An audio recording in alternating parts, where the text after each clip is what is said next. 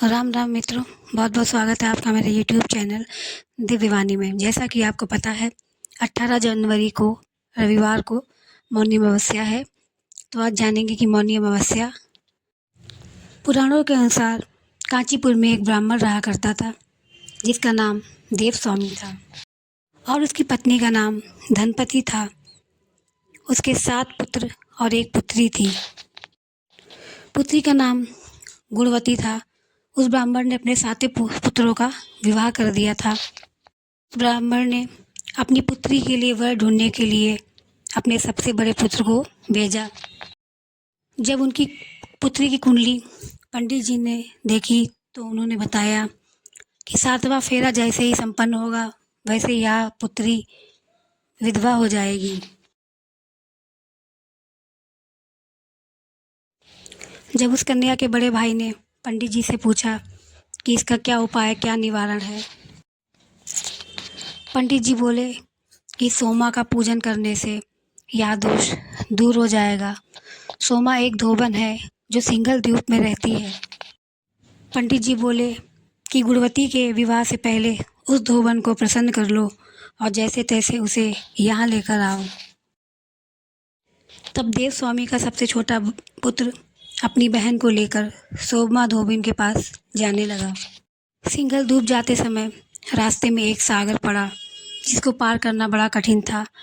अब भाई बहन इस चिंता में बैठ गए कि इस सागर को कैसे पार किया जाए। दोनों भाई बहन एक पेड़ की छाया में बैठ गए और उस पेड़ पर एक गिद्ध का परिवार रहता था।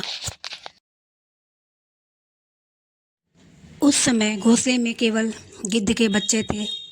बच्चों के माता पिता वहाँ मौजूद नहीं थे। गिद्ध के बच्चे उन भाई बहन की बातें सुन रहे थे।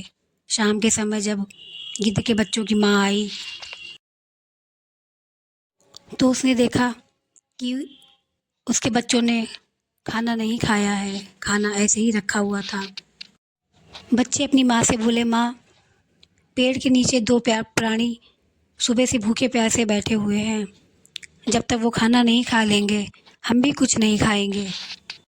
यह सुनकर गिद्ध माँ के हृदय में करुणा भर आई और वो उन भाई बहन के पास जाकर बोली कि मैंने आपकी इच्छा का पता लगा लिया है।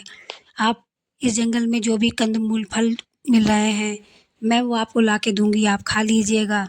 सुबह मैं आपको सिंघल द्वीप तक पहुँचा दूँगी। और अगली सुबह वे भाई बहन गिद्ध माता की सहायता से सोमा के घर तक जा पहुँचे और वह दोनों सुबह उठकर सोमा के घर में झाड़ू लगाकर घर को लीप दिया करते थे, जिससे कि सोमा प्रसन्न हो जाए।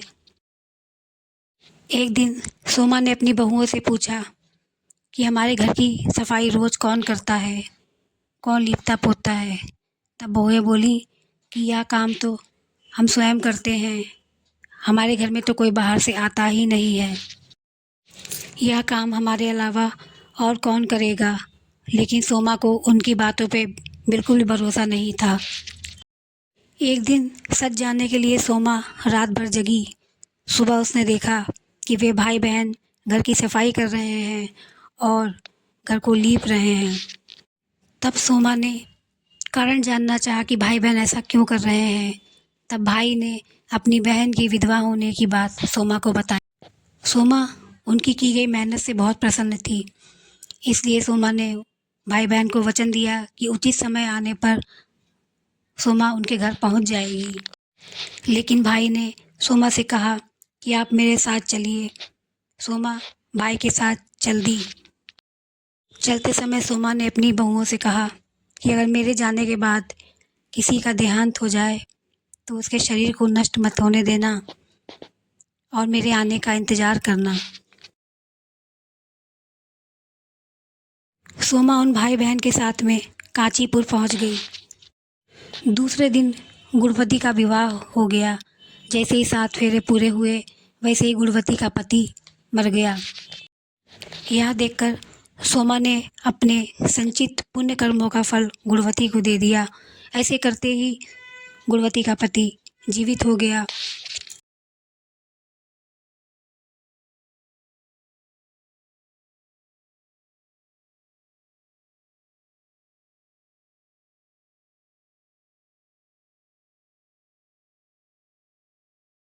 गुणवती को आशीर्वाद देने के बाद सोमा भी अपने घर चली गई।